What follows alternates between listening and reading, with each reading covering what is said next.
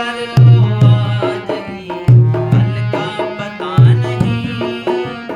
कल का तो छोड़िए जनाब, पल का पता नहीं। कल का तो छोड़िए जनाब, पल का पता नहीं। सिमरन कर लो आज ही, कल का पता नहीं।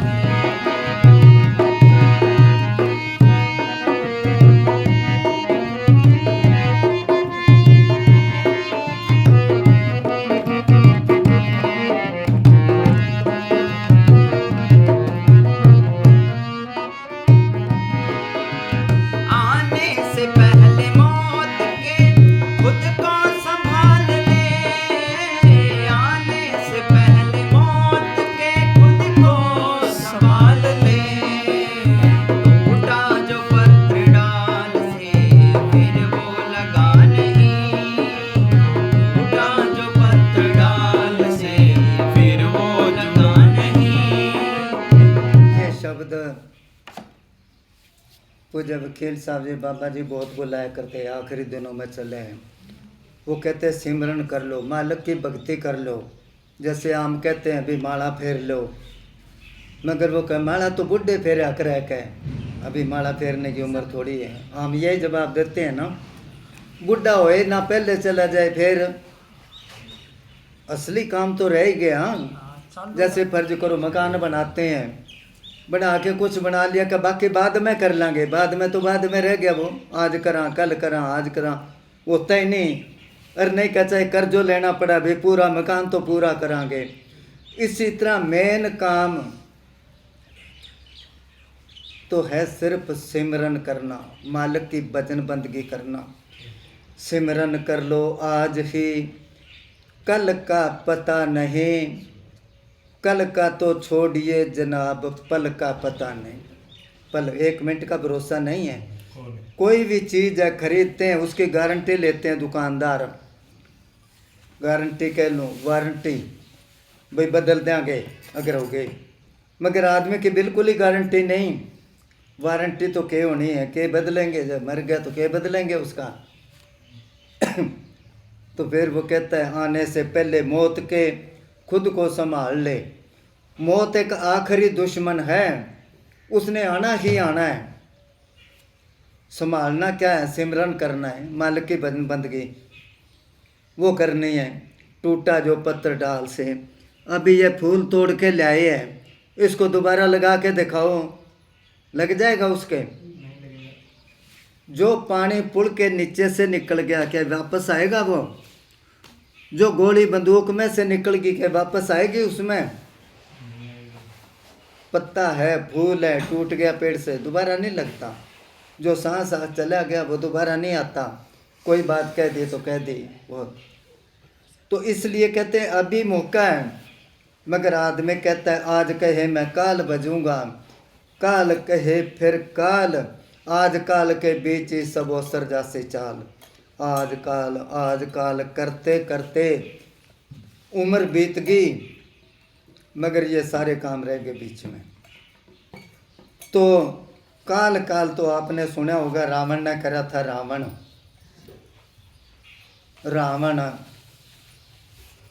बहुत पावर थी, बड़ा शक्तिमान था, बहुत बड़ा वैज्ञानिक था, बहुत बड़ा वैदिक था, और उसके मुकाबले का कोई ब्राह्मण नहीं होया।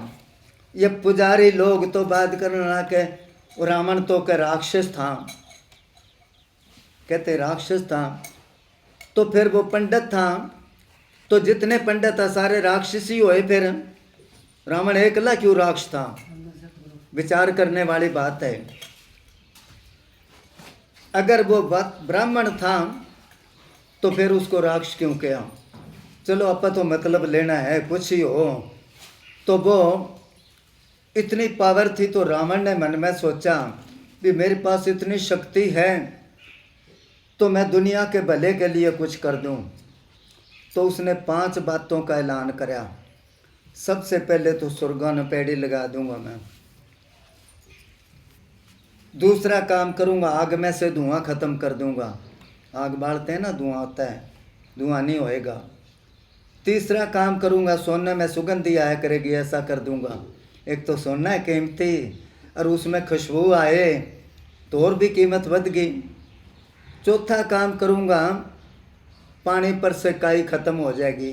पानी खड़ा होता है, हरा हो जाता है ना, वो नहीं होएगा, साफ ही रहेगा।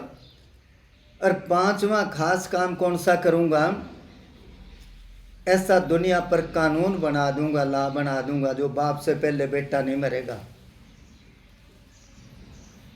पहले बाप मरेगा फिर बेटा मरेगा।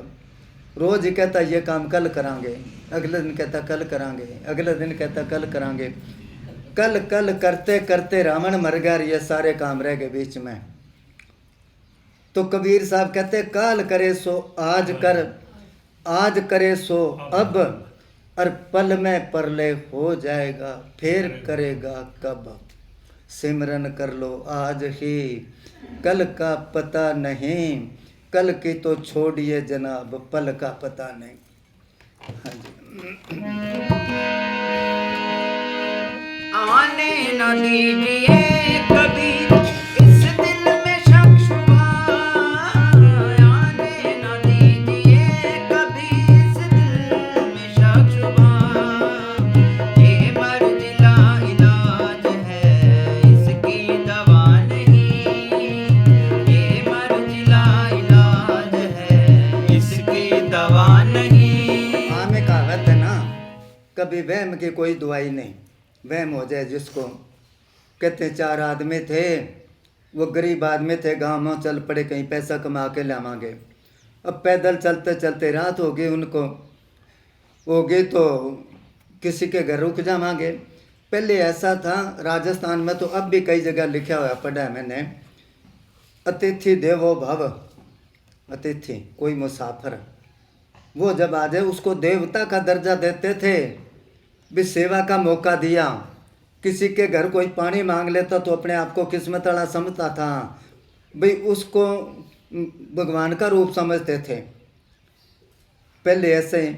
तो पहले आम वो कहते उधर लिखते हैं स्वागतम लिखते हैं, स्वागतम कई दरवाज़ों के आगे देखे ना, उधर पंजाब में लिखते जी आया नू, भाई वेलकम वो लिख देते हैं। अभी ये यू आर वेलकम लिखन लग गए, इंग्लिश चाल पड़ी है, बड़ी बड़ी कोठियाँ लिख तो देते यू आर वेलकम, मगर नीचे लिख देंगे कुत्तों से सावधान रहना, भाई कोई चाय पानी ना मांग ले कोई, इस घर में तो कुत्ता है भाई, ना ना भाई दरवाजा को नहीं खड़खड़ावा। और अनजान आदमी को पता नहीं लगता इस कोठी में कुत्ते रहते हैं, क्या आदमी रहते हैं, ये सोच आजकल की अपने क्योंकि टाइम ही नहीं, या टेलीविज़न देख रहे हैं या मोबाइल देख रहे हैं। अगर कोई कह दे इन चीज़ों के लिए घर में लड़ाई इन बातों की है,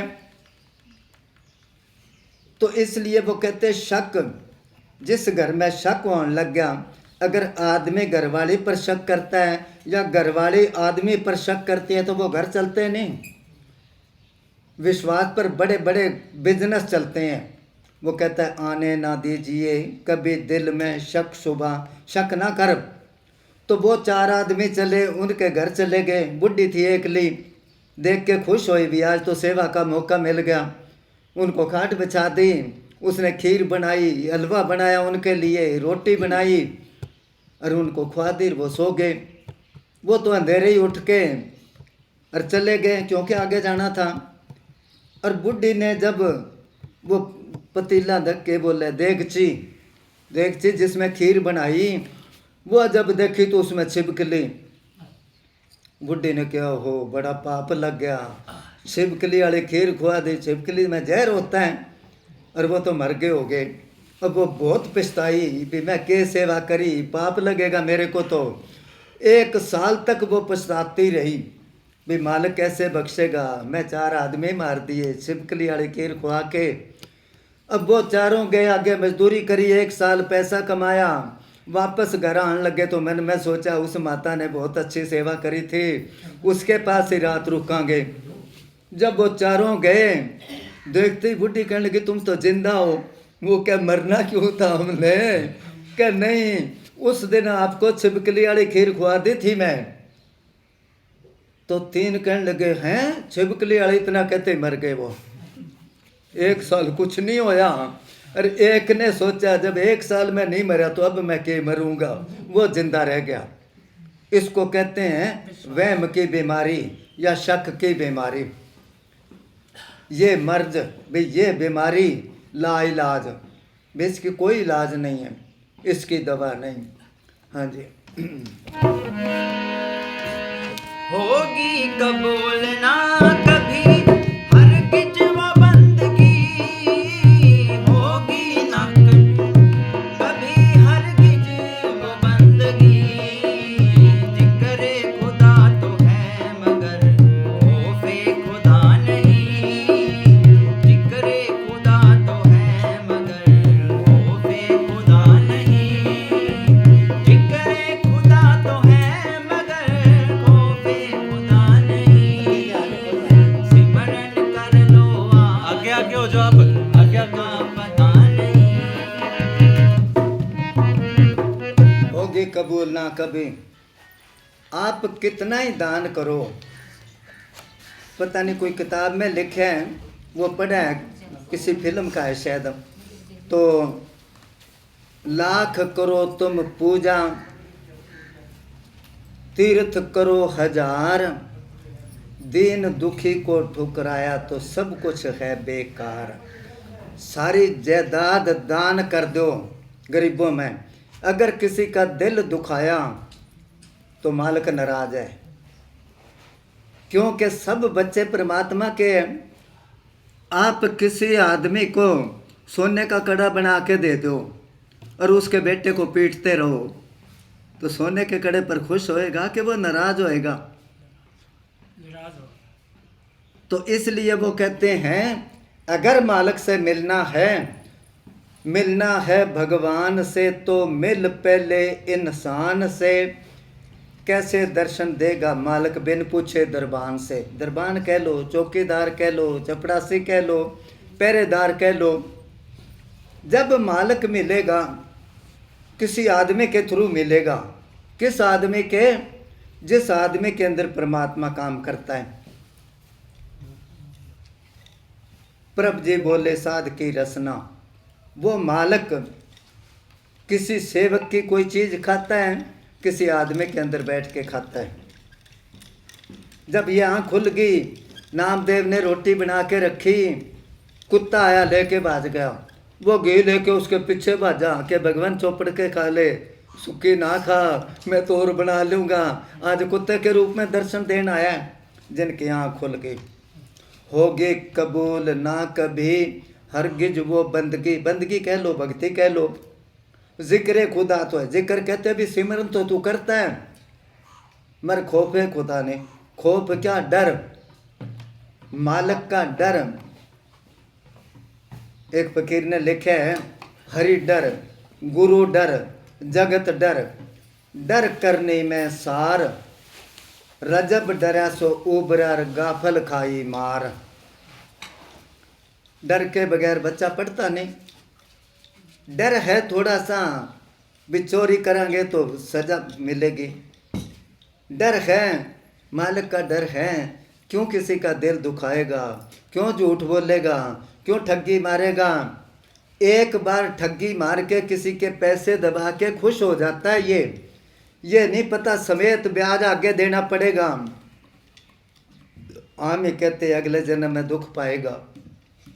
कोई सेठ था, सेठ वो लोगों की मदद करता, पैसे देता। गरीब है कोई, ले पैसे, अपना बिजनेस चला, काम कर कोई, और जब तेरा काम चल पड़े मेरे पैसे दे देना वापस, कोई ब्याज नहीं। अब जब पैसे लेता तो वो पूछता तू इसी जन्म में देगा कि अगले जन्म में? कोई कह देता इसी जन्म में, कोई कहता अगले जन्म में।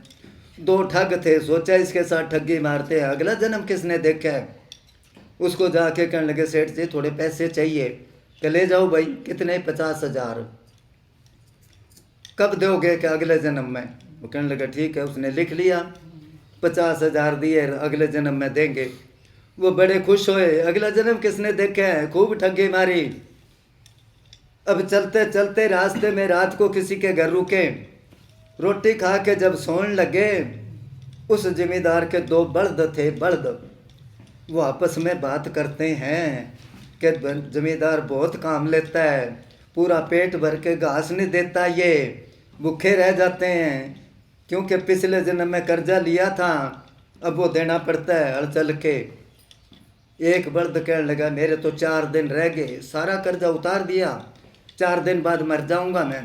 वो कहने लगे तेरा तो मुक गया, मेरे तो अभी 6 महीने पड़े हैं।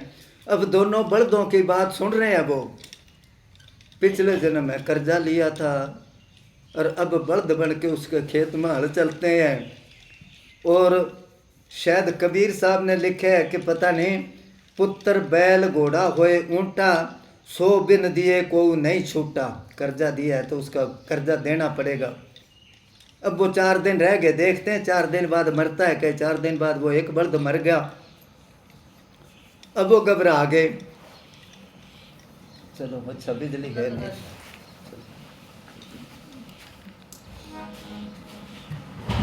खड़का करेगा ये कि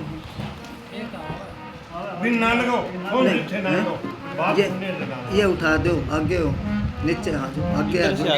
आगे अब बहुत सुना खड़का ने कोने के इधर कोने के पंखा। चलो कोई नहीं, थोड़ी देर सोचो, लाइट है ही नहीं, ये सोच के बैठे रहो। तो सुनो, अब वो घबरा गए, भी अगले जन्म में तो बल्द बनना पड़ेगा। हर एक से ही पूछे मिली है, कहते भी हाँ भी अगले जन्म में देना पड़ेगा। किसी संत के पास चले गए, उससे पूछा, वो कहने लगे मूर्खों फंस गए तुम, ये क्या करा, अगले जन्म में बल्द या गधा बनना पड़ेगा, या मतलब उसका कर्जा देना पड़ेगा। वो कहने लगे कोई रास्ता बताओ, खेड़ा छुटाओ। वो कहने लगे खेड़ा क्या छूटना है। वो गए उसके पास, सेठ के पास, कि सेठ जी हमारा काम चल गया, ले तेरे पैसे। वो कहने लगा ना अगले जन्म में लेऊंगा, मैं तो अभी लिख लिया मैं तो। फिर संत के पास आए, वो संत कहने लगा उसके नाम की धर्मशाला बना दो और सारी उम्र उसमें काम करो, नाम लिखा दो उसका, आए गए कि सेवा करो, जे खड़ा छुड़ाना है तो।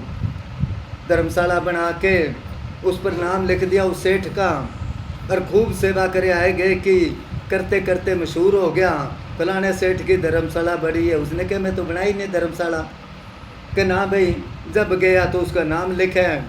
उसको कहने लगे किसकी है, कि फलाने सेठ की। वो कहने लगे मैं तो नहीं बनाई, कि तेरे पैसों से बनाई है, जो पैसे तू दिए थे वो यहाँ खर्च करे। वो कहने लगे निकल गए ना मेरे जाल में से, नहीं तो अगले जन्म में पूछता मैं।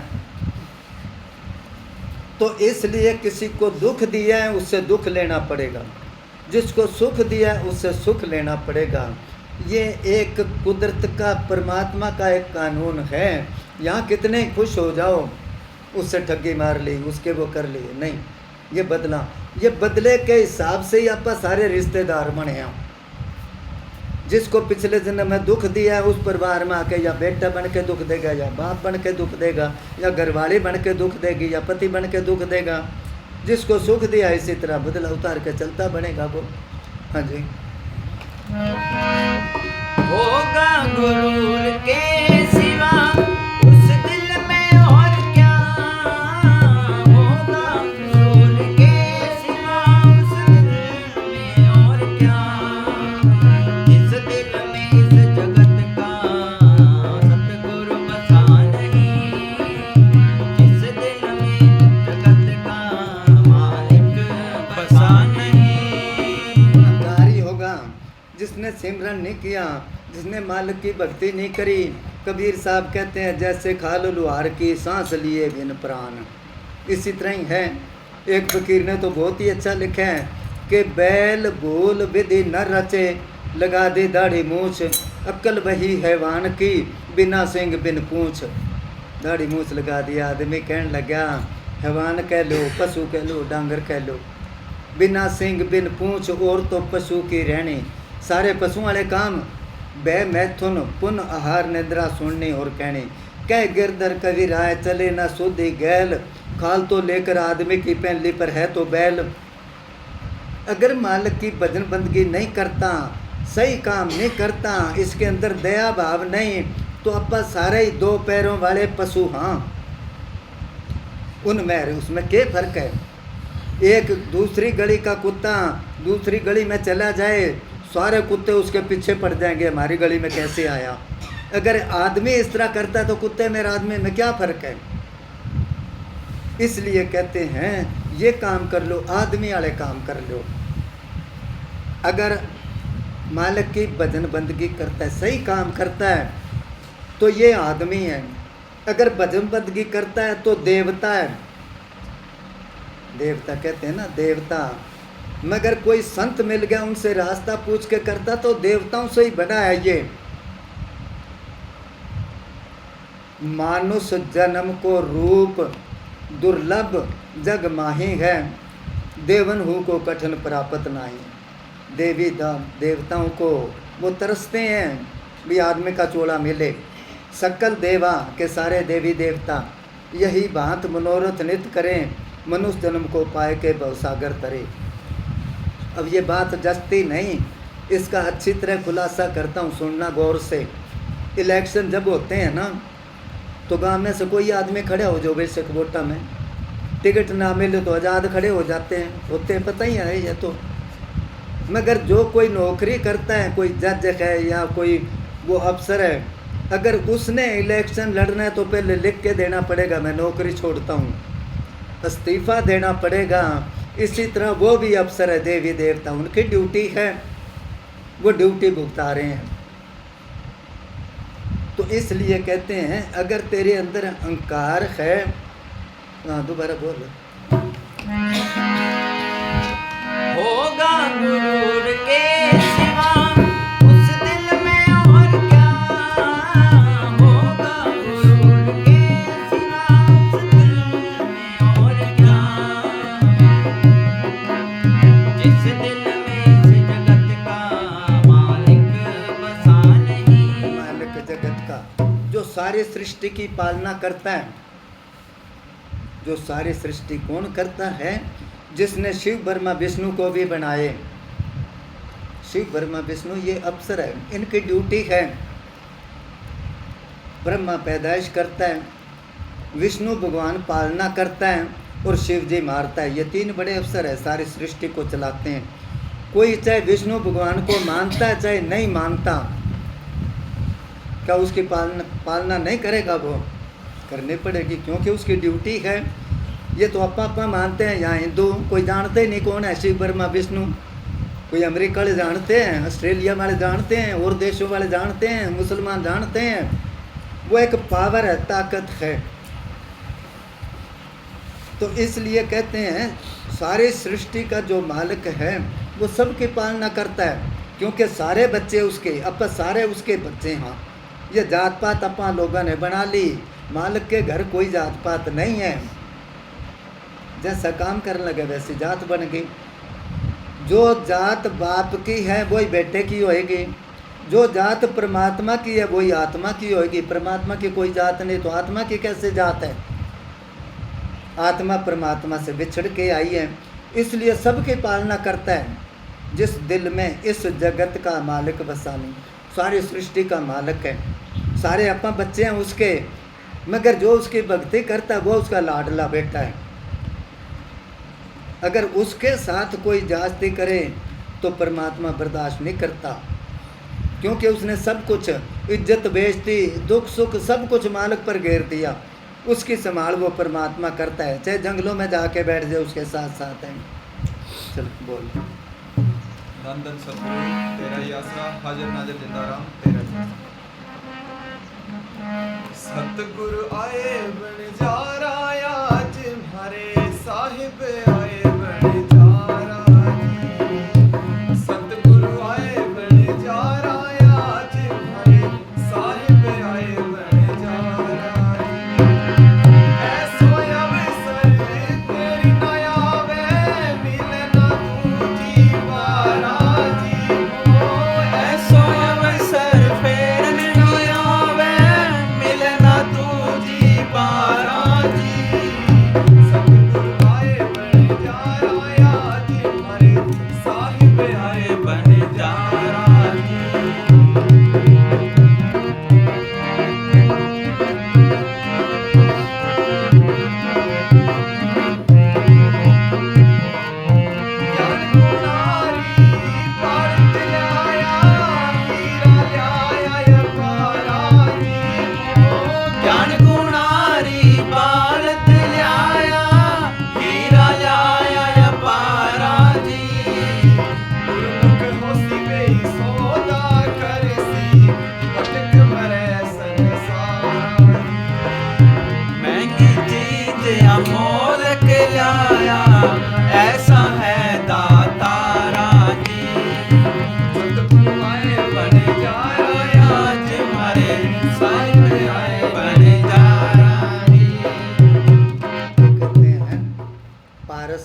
पारस सुना ना, पारस, पारस लोहे के साथ लगाओ सोना बन जाएगा। अगर किसी के पास होए तो जमीन जायदाद घर बार सब कुछ बेच के वो खरीद लेगा। जब एक बार पारस खरीद लिया फिर वो शहर में ट्राली भर भर के ले सरिएगी और सोना बना बना के कितना ही वो है। इसी तरह मालिक का नाम पारस है, पारस।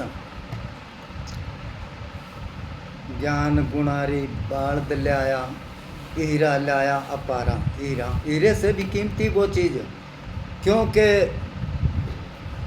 और कोई मिसाल नहीं, किसकी मिसाल दें, इसलिए हीरा कह दिया उन्होंने। हीरा पारस, महंगी चीज़ अमोलक ले आया। इतनी महंगी है कि सारी दुनिया बेच के ही वो चीज़ नहीं मिलती। परमात्मा, दिल्ली में एक होया हबीब पेंटर, उसने बनाया कि दुनिया तो एक मंडी है, पैसे की पगडंडी है, हर चीज़ यहाँ पर बिकती है, हर जिन्स यहाँ पर सस्ती है, कि दुनिया बाजार है, पैसे से कुछ ही खरीद लो यहाँ। फिर कहता है मंदिर बिकता, मस्जिद बिकता, जनेऊ और कृपान है बिकते, वेद शास्त्र ज्ञान है बिकते, टके टके शिव शंकर बिकते, बहुत कुछ गा के फिर कहता है मालिक शुक्र है कि तू पर्दे में है, नहीं तो दुनिया वाले तेरे को भी बेच डालें। कि मैं परमात्मा बेचना बोलो लेना है किसने, मगर वो काबू नहीं आता किसी के। काबू किसके आता है? भगवान भगत के बस में है, और बस में होते आए हैं। भगतों ने प्यार से बस में कराया उसको। धन्य भक्त ने भक्ति करके उसको काबू कर लिया। फिर उसको क्या, जा मेरे खेत में हल चला के आ, जा मेरी गऊ चरा के ले आ। आता ना, धन्य भक्त रो खेत ने पजायो, नाम देरी छपरी छाई, सैन भक्तरा संसा मेटे आप बने हरे नाई। नामदेव ने प्यार से काबू करके झोंपड़ी नहीं, वो कहने लगे मकान बना के दे, रात रात में मकान बना के दिया। सैन भक्त ने भक्ति करके उसको प्यार से काबू कर लिया। सैन नाई था वो। फिर उसको कहता फलाने की कटिंग करके आजा मेरी जगह, उसके जा उसके काम करके है ना वो।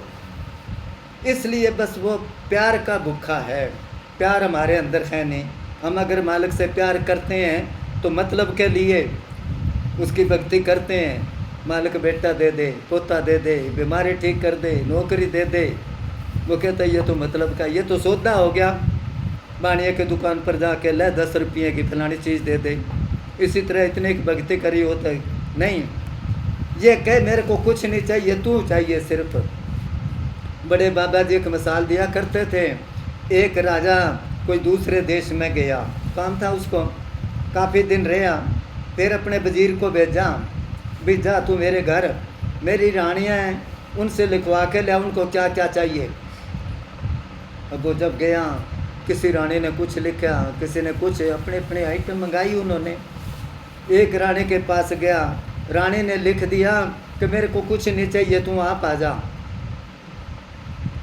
जो जो चीज़ मंगाई थी जिस रानी ने, राजे ने खरीद ली और नौकरों के हाथ उन रानियों के पास भेज दी।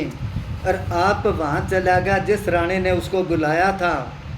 जब राजा चला गया तो सारा राजपाट ही चला गया, वो काबू आ गया, फिर उसे कुछ ही ले ले बेशक। तो वो सारी सृष्टि का बादशाह है। उस बादशाह से, उस मालिक से, मालिक को ही मांगो। जब वो काबू आ गया फिर कराओ उससे काम।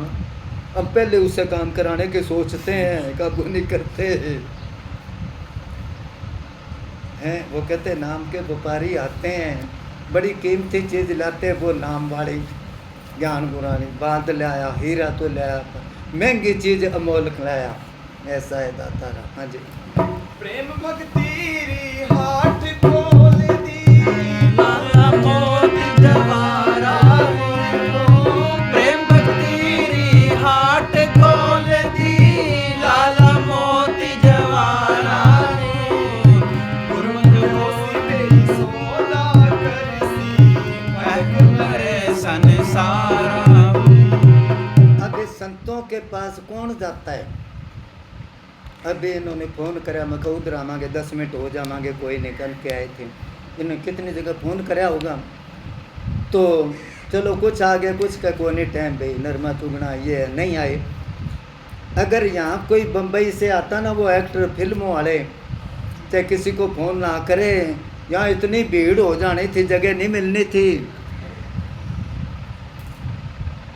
प्रेम भक्ति री हाट खोल दी। कहते सब कुछ उसने वो लेके आता है, मगर जो लेके आता सारे का सारा वापस ही ले जाता है। कबीर साहब ने कहा ऐसी दुनिया भई दीवानी, भक्ति भाव नहीं बूझे जी। कि संतों के पास जाके मतलब वाली बात नहीं पूछते।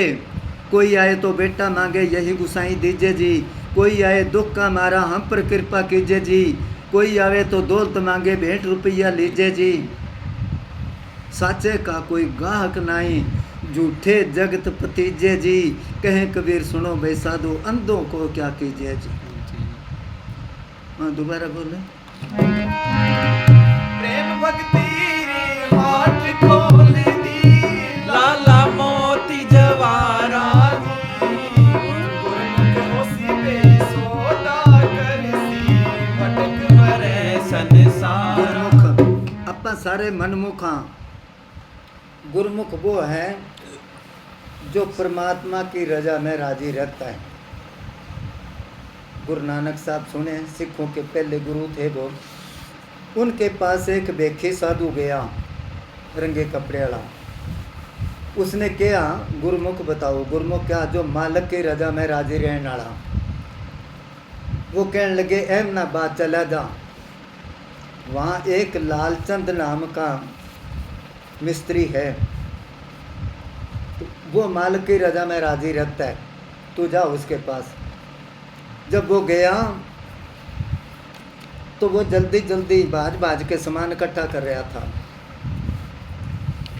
उस साधु ने कहा अभी क्या करता है? तो वो कहने लगा तू 10 मिनट बैठ जा, मैं ज़रूरी काम है मेरे को। वो बैठ गया। उसने एक वो अर्थी बनाई जिस पर मुर्दा डालते हैं। वो कहने लगे ये क्या करता है तुम? वो कहने लगा आज शाम को मेरा बेटा मरेगा एक्सीडेंट होके। तो शाम को मरेगा, इतना जल्दी फिर कैसे? मैं पहले से सामान इकट्ठा कर रहा हूँ। वो हैरान हो गया, बेटा मरेगा, मर गया तो और बात है, मरेगा। चलो बैठ गया वो सारा जल्दी जल्दी सामान। फिर उसके साथ कोई भक्ति की बात करने लग गया। बैठे बैठे बात करते रहे। फिर कोई आया, कहने लगा भी तेरे लड़के का एक्सीडेंट हो गया, मर गया वो। कहने लगा कोई बात नहीं, मैं तो पहले ही सामान इकट्ठा कर रखे हैं। वो फकीर हैरान हो गया, अजीब आदमी है। वो कहने लगा तेरी बेटे के साथ नहीं बढ़ती थी? वो कहने लगा नहीं, मेरे को जान से प्यारा था वो, एक ही बेटा मेरे। कहने लगे बचा लेना था? वो कहने लगे नहीं, जो मालिक को मंजूर था उसके काम में क्यों दखल दूँ मैं? मगर वो कहने लगा नहीं। वो नाराज़ हो गया भी बेटे की मौत का तू जिम्मेवार है। जब तेरे को पता था, जब पता लग जाए तो जाने नहीं देना था। वो कहने लगा नहीं, जो मालिक ने लिख दिया टाल नहीं सकता। कि टाल क्यों नहीं सकता? वो कहने लगा तेरे को पहले बता देता हूँ, तू टाल देगा? कि हाँ। कि आज से 8वें दिन इस पेड़ के तू फांसी लग के मरेगा, जा कर ले बचा। 8 दिन पड़े हैं। उसने क्या कहते ऐसा ही ना बने। उसने उस टाइम भाजना शुरू कर दिया भाई 8 दिन। इसने क्या इस पेड़ के 8 दिनों में तो बड़ी दूर चला जाऊंगा मैं, अगर वहाँ से ले आएंगे तो 8 दिन लगेंगे आने के लिए यहाँ, तो इसकी बात तो झूठी होगी। अब वो जो भाजता गया, 4 दिन लगातार भाजता रहा, थक गया। वो थक के एक पेड़ के नीचे सो गया। 5-7 घंटे उसको गहरी नींद आ गई और फिर जाग आई, फिर भाजना शुरू कर दिया। मगर आगे की बजाय निंदा में, थकावट में, बेहोशी में वापस ही भाज लिया। वो 4 दिन फिर भाजता रहा और उसी पेड़ के नीचे आके सो गया। वो उसने क्या 8 दिन हो गए, बड़ी दूर आ गया मैं, अब मेरे को किसने फांसी लगाना है? अगर लगाएंगे तो भी वहाँ जाते जाते 8 दिन लग जाएंगे। उसको पता नहीं थी मैं तो उसी पेड़ के नीचे आ गया, क्योंकि होने जो होती है उसको टाल नहीं सकता कोई। उधर राजा के चोरी हुई। अब चोरी हुई, उस जगह आके उन्होंने आपस में चोरों ने सामान बांटा। एक हार था कीमती, अब एक जना ले नहीं सकता, तोड़े तो वो ख़राब होता है। उन्होंने कहा फकीर सोया, इसके गल में डाल देते, जागेगा तो ले लेगा ये। उसके गल में डाल के वो चले गए। पीछे पुलिस लगी थी, वहाँ आए, वो आदमी मिला, उसके गल में हार मिल गया, सबूत तो मिल गया। पकड़ के राजा के पेश कर दिया, चोर मिल गया, सामान भी कुछ बरामद हो गया। राजा ने क्या कहा, मिला के फलाने पेड़ के नीचे के, वहाँ फांसी चढ़ा दो इसको, उसी पेड़ के। जब फांसी का हुक्म होया, 8वां दिन पूरा हो गया और उसी पेड़ के नीचे लाए, सारा कुछ पहचान लिया उसने। अब कानून है, जब फांसी देते पूछते तो किसी से मिलना है, मिलना है किसी से, उससे पूछा तू मिलना है, उसने कहा यहाँ एक लालचंद नाम का भाई, लालो कहते हैं उसको, उससे मिला दो। उसको बुलाया, मिल ले भाई। आया, वो कहे हाँ जी बोलो। कि बोलना क्या है, 8 दिन पूरे हो गए, फांसी का हुक्म हो गया और वही पेड़ है। अब आपको पता है मैं चोर तो हूँ नहीं। वो कहने लगा कोई बात नहीं। उनको क्या, अभी 10 मिनट रुको। उसने कहा मैं मालिक से प्रार्थना करता हूँ, तू सच्चा है तो। वो अपने मालिक के ध्यान में बैठ गया। उधर असली चोर पकड़े गए। उन्होंने कहा वो चोर नहीं है, वो तो हम उसके गल में डाल गए थे। उसको छोड़ दिया। पलटू लिखा नसीब कर, संत देत है फेर, पर साज नहीं दिला अपना ताते लागे देर। तो कहते हैं संतों के अंदर पावर होती है, मगर जो मालिक ने लिख दिया उसको कोई टाल नहीं सकता। अब ये आजकल आम शाने के चक्रों में ना मकान बनाना, तो शाने को पूछा वहाँ पंडित दिन निकलवाते हैं, कोई और काम है तो वो है, शादी करनी है तो पूछ के आवांगे।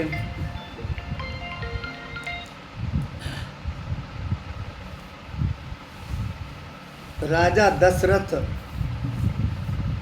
उसने वशिष्ठ मुनि से, वशिष्ठ मुनि त्रिकालदर्शी था। त्रिकालदर्शी कहते हैं जिसको किसी के बारे में पता हो भाई इसके साथ आगे क्या बीतेगी, भविष्य में क्या बीतेगी, वर्तमान कैसा चल रहा है, इसका भूतकाल कैसे था, पहले क्या बीती है, उसको कहते हैं त्रिकालदर्शी। अब उसको क्या, राजा दशरथ ने के बेटे को राज तिलक करना है तो कोई शुभ घड़ी निकाल। उस ऋषि ने शुभ घड़ी निकाली कि इस टाइम अगर राज तिलक हो जाए तो तेरा बेटा सारी उम्र सुख का राज भोगेगा। मगर जब वो टाइम आया, राज तिलक की बजाय सबको पता है 14 साल जंगलों में जाना पड़ा। होगी ना उसके बाद उठी, और हम कोई जो पंडित है उनके पास जाते बता के वो दिन ठीक है। क्या ये त्रिकालदर्शी है? जब रामचंद्र की शादी हुई तो सीता के बाप ने नेम उठा लिया कि मेरी बेटी की शादी अयोध्या में नहीं करूँगा मैं, चाहे कुछ ही हो जाए, उस नगरी में नहीं करनी शादी। क्यों नहीं करनी? कोई लड़का सासरे जान लगा, अच्छे कपड़े पहने थे, उन दिनों में पैदल चलते, पगडंडी होया करती। राजस्थान में बहुत जगह अब भी जावांगे, उधर आम तो कागजों में होता है रास्ता चौड़ा, वहाँ पर 5 फुट का सिर्फ ऊँट जानना है, क्योंकि गाड़ियाँ तो होती ही नहीं थी। तो पगडंडी वो जा रहे हैं सासरे में, और आगे क्या देखता है, गारा सा कोई बारिश आई, गऊ फंसी पड़ी उसमें धस रही। अब आसे पासे जाए तो कपड़े खराब हुए, क्योंकि सासरे में जाना है, कपड़े तो ठीक होने चाहिए। राह है नहीं, आकर को सोचा गऊ मर तो जाएगी, एक पैर गऊ के ऊपर रख के आगे छाल मार गया वो। तो कहते त्रेता युग में, सतयुग में पशु बोला करते। गऊ ने कहा जिसको मिलने की तेरे को जल्दी है ना इतनी कि तू सांस रह जाता है, तेरे देखते ही वो मर जाएगी। श्राप दे दिया गऊ ने। अब सोचता है आगे जाऊं कि वापस जाऊं, आकर को सोच साच के आगे चला गया। वो चला गया, सारा परिवार इकट्ठा होया। जब वो लड़की आई उसके घर आई, उसने दूसरी तरफ मुंह कर लिया, उधर आई तो इधर मुंह कर लिया। वो कहने लगे मेरी गलती क्या है, तू ऐसा क्यों करता है? आँख मीच के कहने लगा तू दूर चली जा, जे मैं तेरे को देख लिया तू मर जाएगी, मेरे को श्राप लगा है। वो लड़की कहने लगी मैं मन वच और कर्म तीनों से पवित्र हूँ, तू देख मेरे को कुछ नहीं होता। जब लड़के ने देखा तो लड़की को तो कुछ नहीं होया और वो अंधा हो गया। अंधा हो गया तो वो लड़की अपने पति को लेके राजा जनक के पास गई, क्योंकि उस नगरी में रहती थी वो। उसने कहा मेरे को इंसाफ मिलना चाहिए, श्राप तो मेरे को लगा, मरना तो मैं था, मेरा पति क्यों अंधा होया। अब राजा महाराजा उस टाइम सुनया करते भी इंसाफ तो इसको मिलना चाहिए, बात तो ठीक है। सारे ऋषि मुनि वैदिक और शाणे सब बुलाए, कहने लगे समस्या का समाधान करो। कई दिन बैठे रहे वो, मीटिंग करते रहे, आखिर को इस रिजल्ट पर आए कि कोई पतिव्रता स्त्री छालनी में गंगा जल लेके आई। छालनी में कैसे आएगा, और उसकी आंखों पर छिट्टे मारे तो उसकी नज़र आ जाएगी। अब राजा जनक ने सारी नगरी में मुनादी कराई, कोई नहीं आया। दूसरे देशों में भेजा, कोई नहीं आया।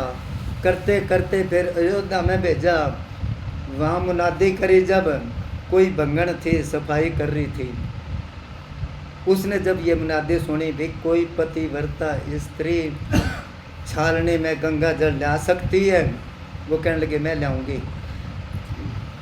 लाऊंगी। उसको इज्जत से ले गए राजा जनक के पास। राजा जनक ने ज़्यादा नहीं पूछताछ करी, भी पहले छालनी में पानी ला। वो गई, जाके गंगा के किनारे हाथ जोड़ के कहने लगी गंगा माई, जे मैं मन बच और कर्म से पवित्र हूँ, तू मेरी छालनी में से ना निकल जाना।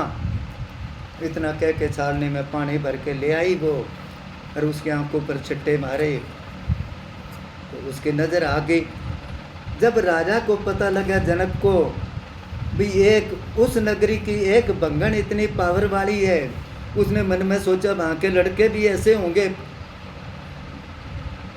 तो कितने ऐसा ना हो कि मेरी बेटी की शादी बंगियों के साथ हो जाए। इसलिए उसने वहाँ कोई निमंत्रण नहीं भेजा, कोई संदेशा नहीं भेजा, बाकी सब देशों के राजकुमार बुलाए। मगर राजा जनक को पता नहीं था भी इसका संजोग तो वहीं लिखा है रामचंद्र के साथ। रामचंद्र को उसका गुरु लेके चला गया। जब सारे राजकुमार इकट्ठे हुए तो वो जीत के ले आया। तो जो मालिक ने, तो जब उसने किया, जब जीत ले आया, रिश्ता तो हो गया।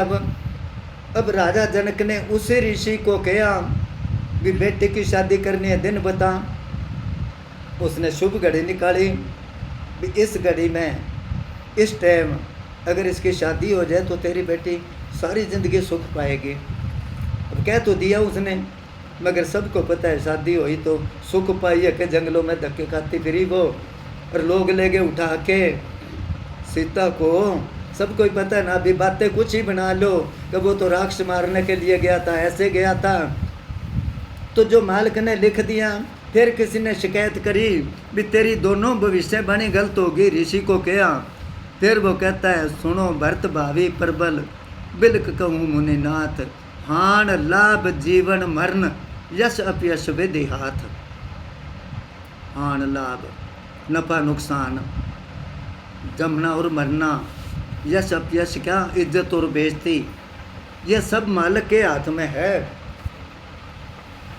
टलेगी तभी मालिक का सिमरन करेगा या कोई ऐसे संत के चरण में चला जाएगा तो वो सूली से सूल बना देंगे, कांटे में डाल देंगे उसका कर्म। हाँ जी। जाकर साध संगत नहीं होती, बांधड़ काल पसारा हो। जाकर साध संगत नहीं होती, बांधड़ काल पसारा हो।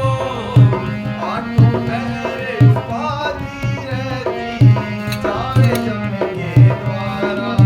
जागर साध संगत नहीं होती, जिस घर में कोई पूजा पाठ, या चलो पूजा पाठ ही लगा लो, शुद्ध तो होएगा ख्याल, भजन बंदगी नहीं होती, परमात्मा का नाम ले लेते, उस घर में या भूत आएंगे या बीमारी आएगी या कितना ही कमाओ बरकत नहीं पड़ेगी।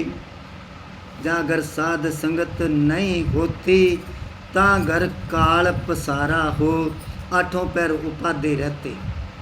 और जाए जम के द्वारा। तो मालिक से दुनिया की चीज मांगनी है तो दो चीज मांगो। पहली तो बात है मांगो ही ना। दो चीज कौन सी मांगो? एक तो तंदुरुस्ती मांगो कि मालिक कोई बीमारी ना दे देना, तो थोड़ा काम चला लेंगे कोई बात। और दूसरी मांगो घर में प्रेम प्यार, बीमारे कदे लड़ाई ना हो। क्लेश जिस घर में होता है वहाँ वो नहीं है, मन शांत नहीं है। जिस घर में ये दो चीज़ है वो घर डेरा है, मंदिर है। वो कहते ना मंदिर बना दो, घर को मंदिर बना दो, ऐसे बनेगा मंदिर। ऐसे मंदिर नहीं, बिल्डिंग मंदिर नहीं है। ये मंदिर मस्जिद डेरे जितने हैं ये स्कूल है। स्कूल होते हैं ना, बच्चे पढ़ने के लिए जाते हैं। और इन स्कूलों में रूहानियत पढ़ाई होती है, रूहानियत भक्ति की पढ़ाई होती है। अब स्कूल बहुत बड़ा हो और मास्टर उसमें हो ना, तो बिल्डिंग में क्या करेंगे बच्चे जाके?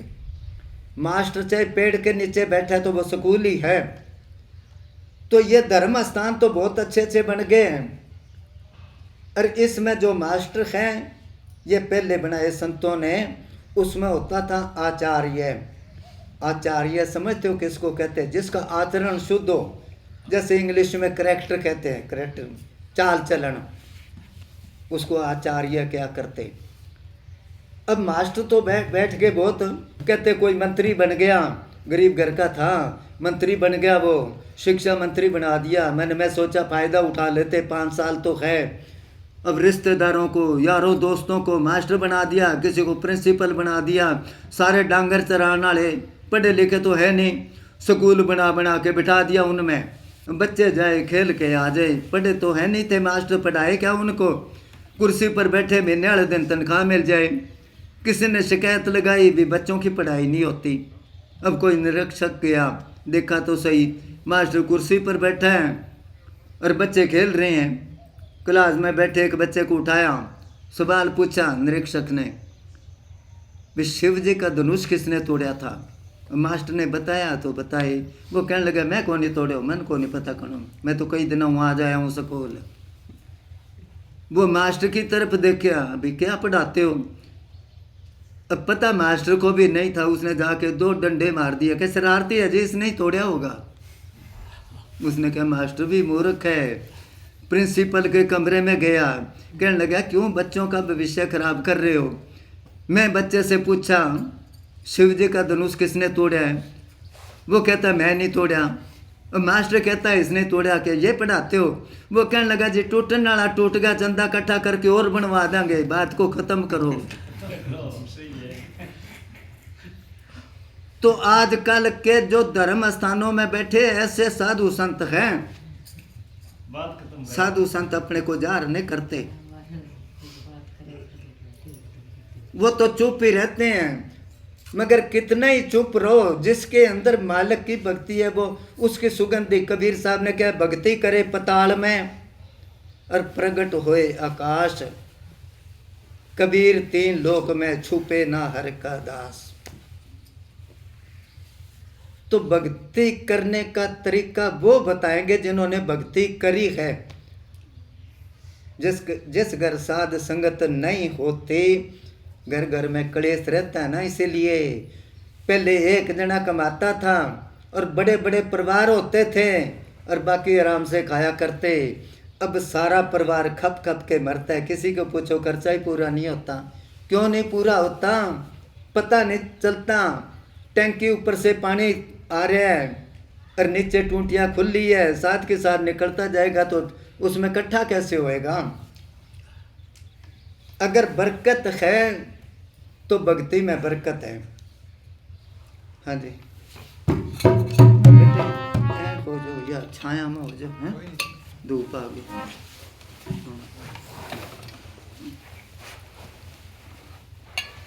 चलो जहाँ घर साध संगत नित होवे, सत करे पुकारा हो।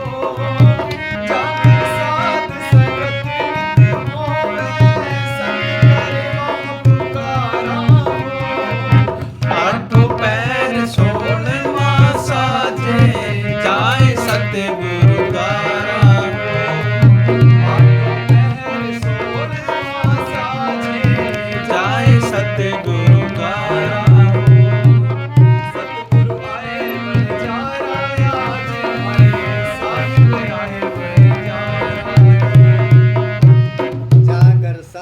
भगत नित होते संत करे जा पुकारो।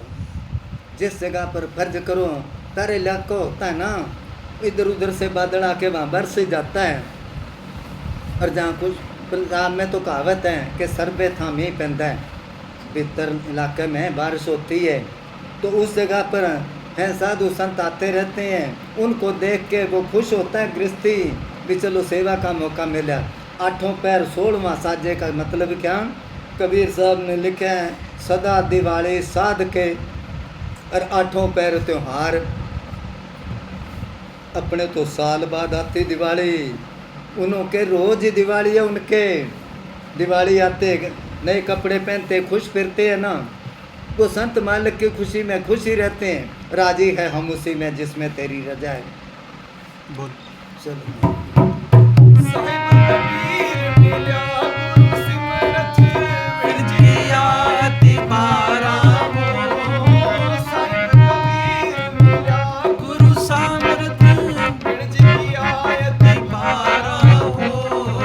ਧਰਮੀ ਦਾਸ ਸਤਿਗੁਰੂ ਜੀ ਕੈ ਸ਼ਰਣ विण जन हारा हो, ਧਰਮੀ ਦਾਸ ਸਤਿਗੁਰੂ ਜੀ ਕੈ ਸ਼ਰਣ विण जन हारा हो। ਸਤਿਗੁਰੂ ਆਏ ਬਣ ਜਾਇਆ ਜਿਨਾਏ ਸਾਹਿਬ ਆਏ ਬਣ ਜਾਇਆ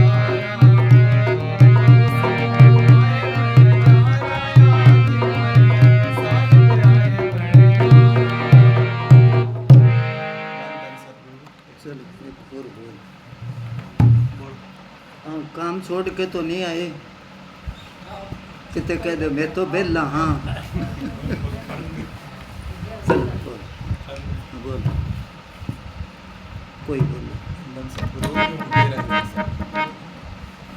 अपना कोई नहीं है जी के अपना सतगुरु प्यारा जी कोई अपना कोई नहीं है जी, ये अपना सतगुर प्यारा जी।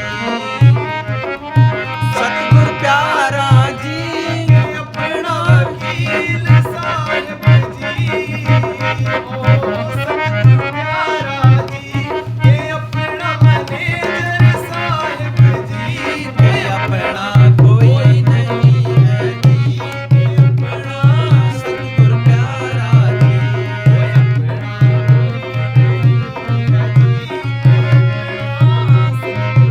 आकर बंदे मेरी मेरी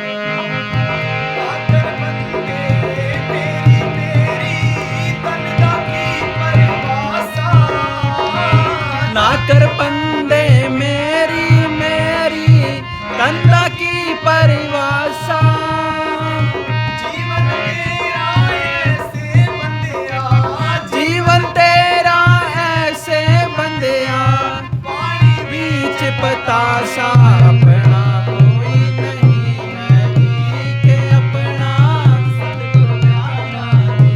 कोई अपना कोई नहीं है जी, के अपना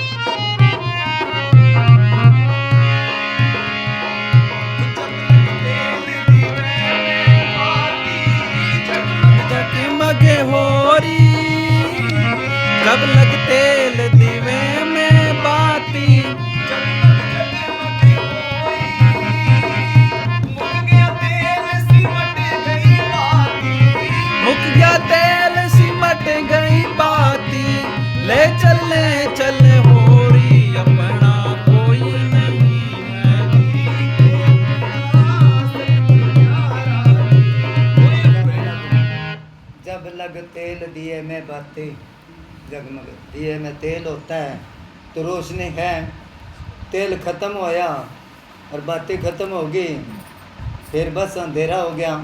इसी तरह सांस चलते हैं, मुक गया तेल, सिमट गई बातें, ले चलो भाई ले चलो, होते हैं ना उसी टाइम क्या ले चलो। जब होते हैं सारा परिवार इकट्ठे हो गया कि नवाओ जल्दी करो ले चलो, क्या फलाना रिश्तेदार नहीं है कि फ़ोन कर दो सीधा शमशान घाट में ही आ जाए, घरों तो काटो, कहते हैं ना। तो कहते हैं सब मतलब के है वो क्या कोई लुगाई मर गई, अब उसको ले जा रहे हैं, राम नाम सत्य कहते कहते जा रहे हैं। आगे कहते अर्थी कोई खंभा था बिजली का, उसके टकराई एकदम, थोड़ी हलचल हुई वो जिंदी होगी, ले आए उसको। थोड़े दिन बाद फिर मर गई तो उसको ले जान लग रहे हैं। वो आदमी कह राम नाम सत्य है पर खंभा बचा के कि तो दोबारा न टकरा दियो खंभे के, राम नाम सत्य है खंभा बचा के। वो कहते हैं किस चीज पर अहंकार करता है।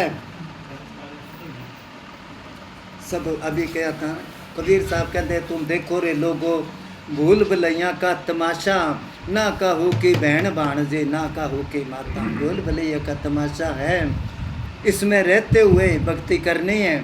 बहादुरी उसकी है जो अपने परिवार में रह के मालिक की भक्ति करता है। घर बार छोड़ के गए कोई चिंता नहीं, मगर बहादुरी उसकी है जो परिवार भी संभालता है और साथ भक्ति करता है, मालिक उसकी सुनता है। बाहर गया मांग के खा ली रोटी या किसी जगह खा ली, वो तो कर्जाई हो गया।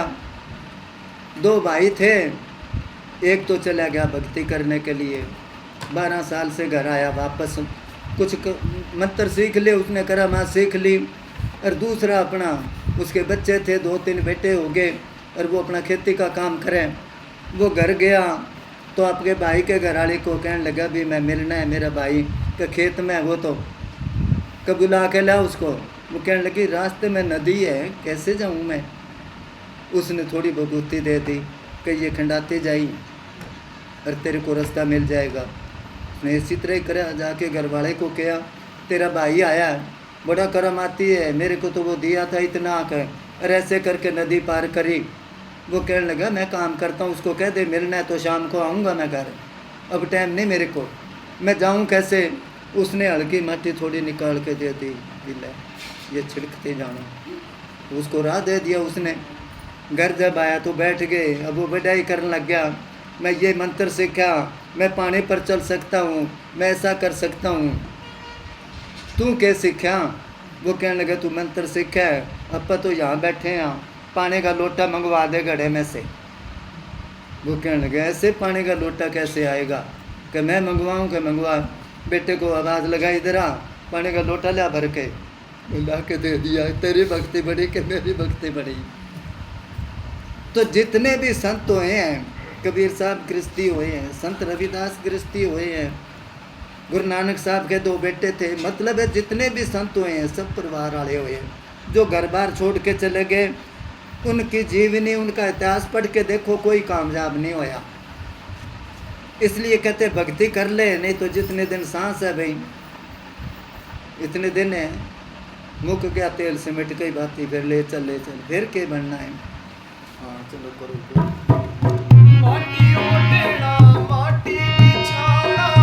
माटी का सिरहाना, माटी बिछाना, माटी का सिरहाना।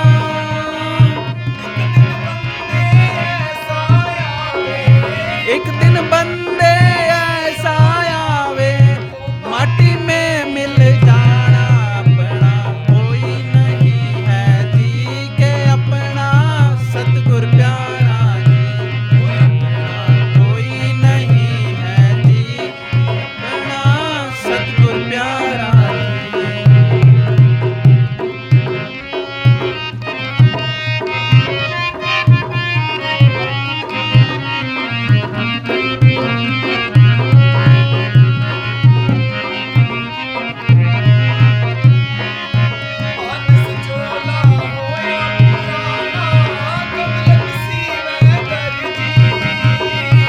मानस चोला हुआ पुराना, कब लग सीवे दर्जी।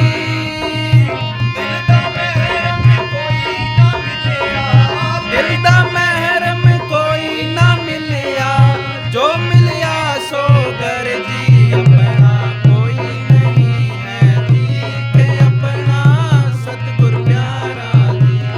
अपना कोई नहीं है जी के अपना सतगुर प्यारा जी। चोला, इसको क्या मानस चोला होया पुराना, कब लग सीवे दर्जी। दर्जी क्या है, डॉक्टर को कपड़ा पुराना हो जाता है, दर्जी के पास ले जाते हैं, टांका लगा दे, वो यहाँ लगाता है, दूसरे पासे पाट जाता है, इधर लगाता है, इधर पाट जाता है, क्योंकि पुराना है। इसी तरह डॉक्टर के पास जाता है, फिर उसको दर्जी क्या है, मानस चोला हुआ पुराना, कब लग सीवे दर्जी। उसके पास जाता है, मेरे को पुरानी बीमारी है, वो दवाई उसको देता है, वो बीमारी ठीक होती है, उस दवाई से और बीमारी लग जाती है। कि मेरे को जुकाम होता है, वो जुकाम का ठीक करता है तो उससे वो गर्मी हो जाती है, वो ठीक करता है तो उससे जुकाम लग जाता है। कब लग सीवे दर्जी। तो इसलिए कहते हैं जब तक चोला ठीक है तब लग कर ले काम। बुढ़ापे में अगर और काम दुनिया का नहीं होता तो ये भक्ति करनी बहुत ज़्यादा कठिन है, तो बुढ़ापे में कैसे होएगी। काचे में निका लगे गदरे बहुत मिठाई, एक फल है ऐसा सकी जो पाक गए कड़वाए। एक फल ऐसा पकने के बाद में खारा हो जाता है, पकने के बाद में तो फल मीठा होता है, जो खारा होता है वो कौन सा फल है, वो फल है आदमी।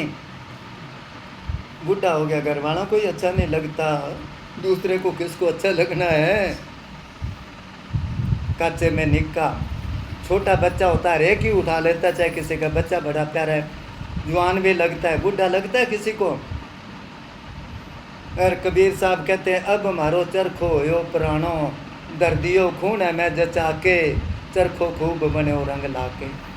माटी के ऊपर रंग कराया है, ये माटी पर रंग कर दिया समझो, हैं ये रंग फीका पड़ जाएगा करते करते, फिर सारे नफरत करेंगे, घर वाले भी नफरत करेंगे।